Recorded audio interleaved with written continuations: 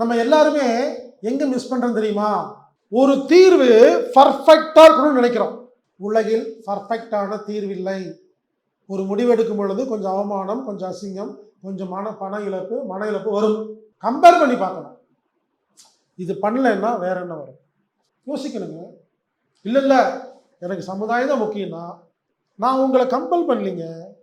வாழ்க்கை ஃபுல்லாக இப்படி தான் இருக்குன்னு புரிஞ்சுக்கோங்கிறது. தயாராகிக்கணும். முழுமையாக பிரிய வேண்டும். இல்லைன்னா ஏதோ ஒரு காரணம் சொல்லி தனித்தனியாக வாழ வேண்டும். அவங்களோட பேசுகிற பழகிற ஒன்றா இருக்கிற நேரத்தையெல்லாம் குறைக்கணும். ஹஸ்பண்டு வீட்டுக்கு போகிறீங்கன்னா நேராக வீட்டுக்கு போகக்கூடாது. வீட்டுக்கு போகிற முன்னால் ஒரு பார்க்கில் 1 மணி நேரம் தியானம் பண்ணிட்டு அப்புறம் தான் வீட்டுக்கு போகணும். அந்த 1 மணி நேரம் உங்களுக்காக வாழ்ந்துட்டு தான் போகணும். அந்த மாதிரி மனைவி ஒரு ஆஃபீஸ் போயிட்டாருன்னா உங்களுக்கு பிடிச்ச மாதிரிலாம் வாழ்ந்து சாப்பிட்டு சந்தோஷமாக இருந்து அது வரும்போது ரெடியாக இருக்கணும் போருக்கு.